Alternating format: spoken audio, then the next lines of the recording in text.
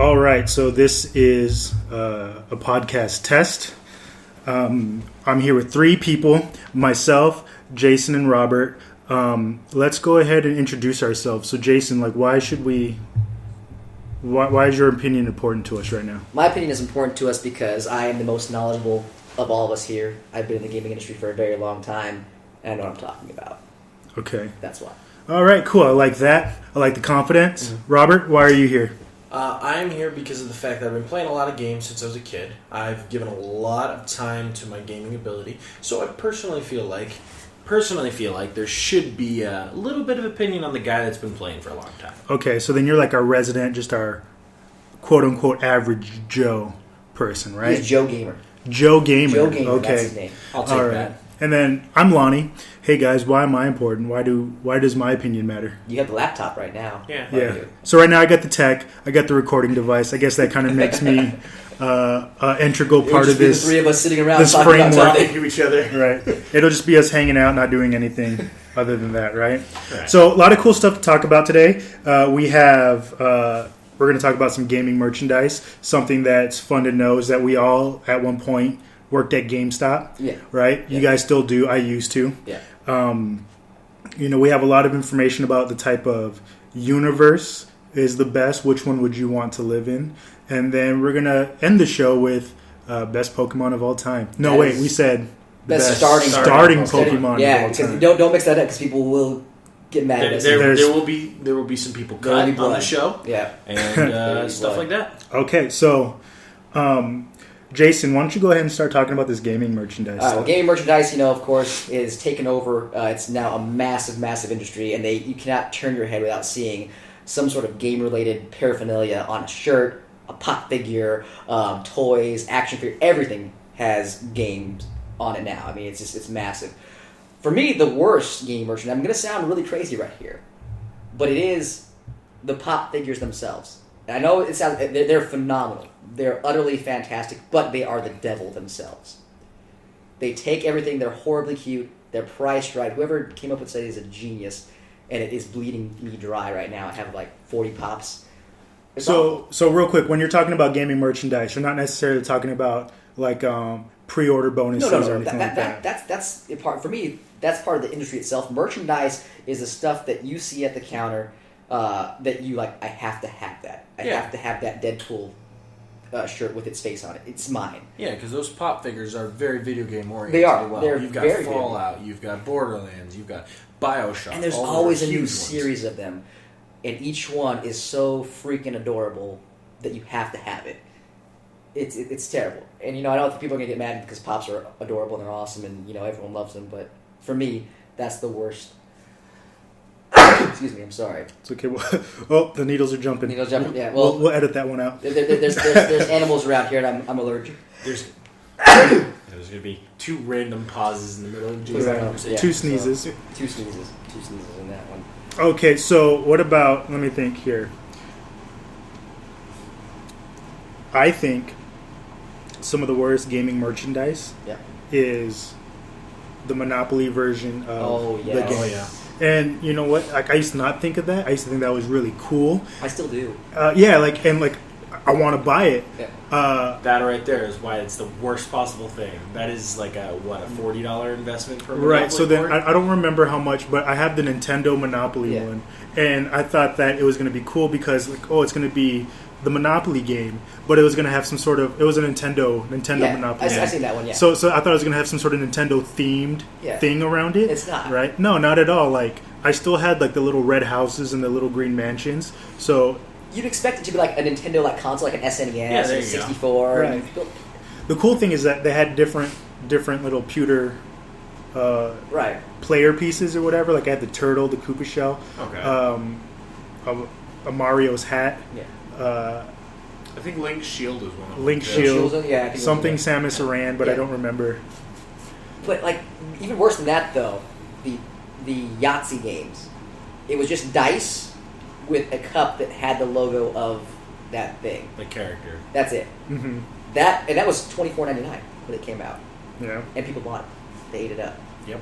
Borderlands 1. Yep. I'll tell you one of the worst ones though. We just got it in the store. It was the Naruto underwear. Naruto underwear. Huh? Okay, Naruto underwear. time out real quick. We are not going to hate on that underwear. I bought a pair of that underwear. That underwear is hands down the softest, silkiest, perfectly shaped underwear I've ever owned. Knowing what I know about like merchandise tie-ins, I refuse to believe that. No. You know what I mean? Lonnie, I will go get that pair right now. Don't, please so you don't. can see. Don't. They are soft, they are silky, and they're perfect. But you guys cut everything perfectly Yes. for you? Is that it? Oh, God. You guys kind of come from a different generation though, because like I said, like I used to work video game retail, and I've been since removed from it, Yeah. right? And when I worked in it, it was kind of during the PlayStation 2, GameCube, Xbox 360, or I started regular doing that Xbox too, days. yeah. So like this video game merchandise inside the store just really wasn't there. No. It was kind of more reserved for like the niche corners of like certain mall, like you know like focus shops or whatever. Yeah, like but you'd see it at Hot Topic or like the gaming stores. Right, and but whatnot. then, or you had to go to like the off-brand video game stores that like Yeah. imported everything from Japan. 'Cause let's be honest.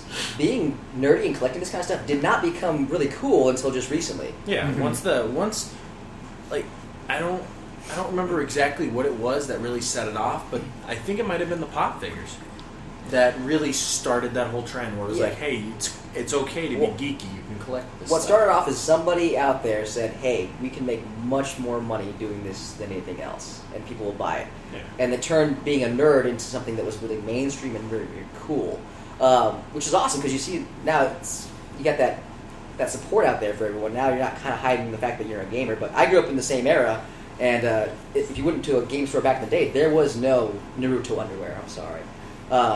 It was just games. It was games and accessories. That's all it was. It was games. You had controllers, guns, things like that. But yeah, Strategy guides. yeah, Yeah. strategy guides. Strategy guides was kind of like the furthest branch of video game Exactly. merchandise there was. And you were a cool right? kid if you had the hardback ones too. Yeah. And it's just kind of weird, right? Like it just feels like, from what I remember to what gaming merchandise is now, it's just kind of like a whole different universe that we kind of yeah. live in, right? Oh, absolutely. You All see right. people in the stores now that you would never see back, maybe even 7 years ago. Not even. Right. Speaking of universes, Jason, you had the idea of talking about gaming universes, Oh, yes. and which one we wanted to live in. Yeah, I mean, there's so many great universes to live in there, and to think if you really had to live in it every single day, which would be the best and the worst? For me, it's a tie. Best and worst would be Mass Effect because you're living in the future. It's sci-fi, hot alien women, but you're in a universe where you're ultimately going to die from drug overdose, pirates, aliens trying to kill you, and massive reapers and monsters. Right. And even though he's a hero, he will let billions of you die before he saves you. And I'm kind of happy that when you said Mass Effect because, like I'm going through the trilogy like right now as we speak. You know what I mean? Like Yeah. I'm about 8 hours into the first game, so you could just imagine what kind of things I'm gonna have to do just to get to the end, right? Oh, yeah. But yeah, like I don't know if that's the universe I want to live in. Like when I was a child, the shiny futuristic utopia was one that I never really wanted to be in. It's kind of funny now because though Mass Effect is like one of my favorite games, hands down, and It's it's the not best game necessarily the shininess or the light bloom or anything like that or the light flares, but it's the relationships and the connections that you make inside there. Yeah, that's true. And I'll be honest, one of the reasons why I would want to be in that universe is so I can make a run at Tally. That's one of the reasons why. I'll be completely honest. But I don't know, Rob, what do you think? What's your... I like the idea of that. Personally, I would go a little bit of a different route on that. Mass Effect is cool and whatnot, but there's only room for one Commander Shepard in that world, and so you'd probably be one of those NPCs that's going to get off relatively quick. Well, that's why it's the best. Like I said, it's the best and the worst to live in. Yeah. Because you'd be an NPC, but you'd still be in the best world, but you wouldn't be a major character. That's true. And that's always sucks when you're not the major character in your own dream and your own fantasy. Right, Yeah. right. I would personally have to go with something a little more... what's a good one? I'd say obviously avoid something similar to like the Dark Souls series and things Oh, like God. that, where you're just going to get murdered every 15 seconds. Sure, you respawn, but there's only so many times you can die, obviously, before you're going to get a little upset. I have no problem being an NPC in one of these gaming universes. Like I thought that was kind of where this conversation was going. Like which one would I just want to be around in? Yeah. And I think I'd have to go with the San Andreas state in Grand Theft Auto 5, just because I could just be in it, and it's still pretty regular. It's still a pretty regular lifestyle. Like it's not much different. It's not much different than what I experience now. Like there's still people getting shot like around the corner over here, right? I'm sure someone's robbing a bank right now, or doing drugs, or fucking a hooker, right? But I don't have to be a part of that, right? Like That's true. That's true. But you do fall into that slim category where there is the chance that a pink Cadillac is going to be driving down the street one day and might actually hit you on the sidewalk. Like the main character of this gaming universe could walk right by me, right? And he's wearing like these nice fancy shades, it's this nice suit, and he can hear me say something stupid like, "Well, I got to do my taxes today," you know, like a true NPC. I have no problem being an NPC in Grand Theft Auto. No, that's a good one. That is a good one. But like I said, you still have a much higher rate of death in that game than I think being killed in Mass Effect or anywhere else. That is, I will give Jason that point, but I can understand Lani, because things like that kind of just randomly happen in real life. You'll have somebody that will flip their car over and no apparent reason, just climb out and walk away like nothing happened. Yeah. But again, like, you know, that's a testament to Grand Theft Auto, and this is another podcast. Yeah. But, you know, they've made that game so close to life that they give you, when you have the option to, like Grand Theft Auto is so on the edge of how fun a video game is and how realistic life is that they put you right there, and it's so easy just to go overboard and do all those ridiculous things. But that's one of the reasons why Grand Theft Auto is such a great game. That is, and it's the closest to that you know, parents really freak out, because when you talk about a mature rated game for like anything else, it's okay, whatever. It's Grand Theft Auto. What? No, not Grand Theft Auto. Not for my kid. It's because it's so real. So what could possibly happen? I mean, you know, granted, you can't, you know, fly a plane and crash land and parachute out and do all this stupid stuff. Well, the one I was very surprised that wasn't touched on right now is it's a possibility of being an NPC in this, but at the same time, this leaves a lot of availability for you to be the one that goes out there and does this. The whole Pokemon universe. Because the Pokemon universe, everyone can kind of be their own trainer and things. But still, to be in the Pokemon universe, you'd have to stand still as an NPC for like your whole life and wait for somebody to walk past you. Not always. You could walk like a 6x9 path. Yeah, block path. Yeah, there you go. I can walk that most of my life until the clock switches over to night, and then I can go inside. You go inside.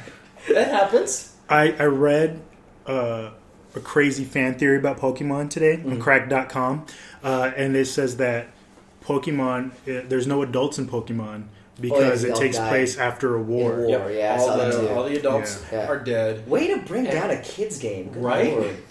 Well, you've read all the Pokemon descriptions. Oh, yeah. Yeah, you don't even need the whole idea of the war to bring it down. Pokemon descriptions. Drowsy kidnaps children, if I'm not mistaken. Or no, Drowsy and Hypno kidnap children. Ghastly's the ghost of the dead Pokemon. Yeah. When Pokemon aren't supposed to die. No, they're not. Well, they do. They do die, because Cubone wears the skull of his parent. That's another one. Die. Yeah, apparently that is a whole thing, too. Like, apparently in Cubone, you can have two Pokemon that come from that. You can either have a baby Kangaskhan that its mother dies, and it wears the skull and becomes Cubone, and then switches to Marowak. Or you have a Kangaskhan that progresses normally through life and continues the cycle as Kangaskhan. Because the body type is very similar for the Cubone and stuff like that. Stunted growth might be a thing for malnutrition and whatnot from not having mom around. I've never seen a really malnourished Pokemon, ever. Well, I mean, like, in the case Snorlax. Yeah, Snorlax is an exception. He's just a fatty. He's just a fatty. Well, you know, I think I might change my answer now, because living in the Pokemon universe actually would be really cool, because, for one... all those Nurse Joys. But at 10 years old, you're able to go out and do whatever you want. Oh, yeah. And you can have... I guarantee, in like a week in the Pokemon universe, I'm going to make 6 times more money than I've ever made in my life. They endorse fighting. Yeah. And animal violence, though, because it's not really like it's to build the bond. It's a very peaceful world, but my Cubone's gonna mess up your Tortwig. you know? Yeah, So. exactly. This is true. Exactly. So, but I think that'd be a good one because, like I said, you're on your own. You're out there making money by fighting, and it supports violence. It supports animal cruelty. I mean, there's so many good things in this universe. I think I might change that. So a lot of animal violence, right? Does any of this universe take place in the anime thing? Because you remember in the anime when Ash meets Charizard for the first time. No, wait. Charmander for the first time. He was a physically abused, mentally abused he was gonna die. Pokemon. It was heartbreaking. You know, so you start talking about all the real life topics that they're tackling over here, right? Like, I think as a kid, and I watched that, I was about maybe 14, 15. I was a little bit older than the Pokemon generation by the time when I came here. But I remember that because I was very upset that Charmander got left out on the range. I just recently rewatched that entire series, and it was fantastic. It holds up. I remember those because I almost cried when Ash tried to, spoiler alert, when Ash tried to give up Pikachu. Oh, rough. Didn't know that. You didn't know that? Yeah, see? Spoiler alert. Spoiler alert. I announced it. That's the important thing. And then you have the Squirtle gang. You remember that? Oh, Squirtle Squad. Squirtle Squad was my original starter for Pokemon Blue.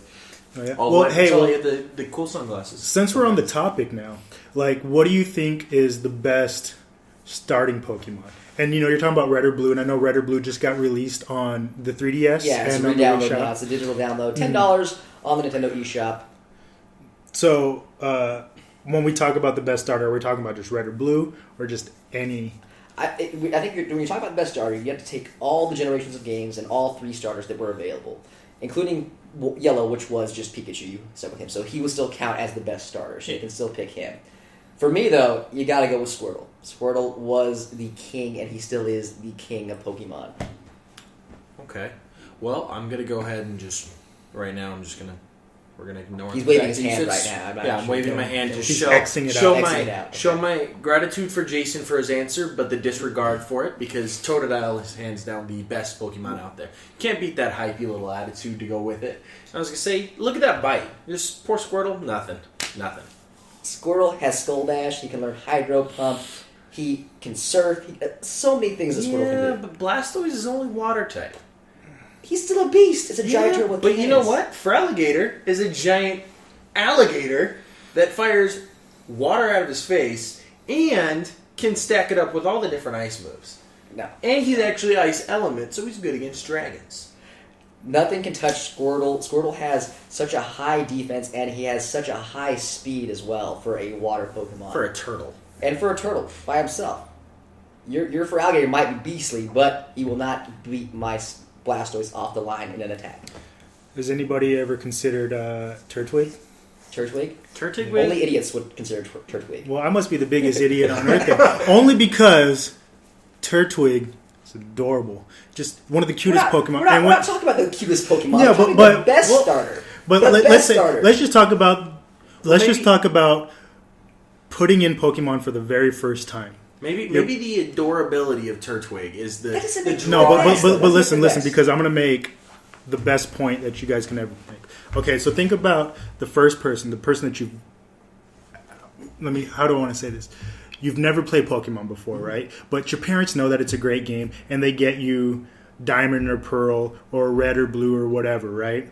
They get you any kind of Pokemon game, and you're playing it for the first time, right? You go up to Professor Oak. Professor Oak gives you the choice of the 3 Pokemon, right? And you, not knowing Pokemon, you don't know anything. So what are you going to choose? You're going to choose them based on their looks. No, because I'm not very superficial like that. But how would you know? How would you know? Like I say, in this example, Squirtle is horribly adorable. In this example, though, how would you know? How would you know that? Superficial. How would you know that Squirtle's going to get Water Gun? Yeah. How do you know later on? Like, the only reference you have to go off of is when you go up to the Pokemon for the very first time, Professor Oak will say, oh, the fire type, Charmander, the grass type, Bulbasaur, or the water type. Well, here's the thing. All you guys are talking about is predicated on the fact that you don't know anything. If you did not know anything and you were growing up in the Pokemon universe, then you're a massive idiot who should not be allowed to have a Pokemon and probably would not be given a license to have a Pokemon.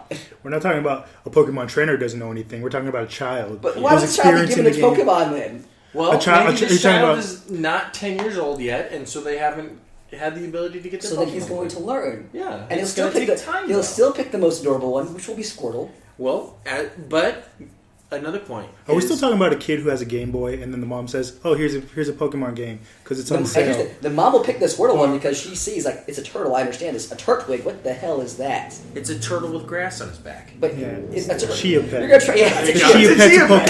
Pokemon. Yeah. Right so there. so you're gonna think that the mom's gonna understand Chia Pet better than turtle. You might, depending on when she grew up. Maybe turtles weren't a thing for her.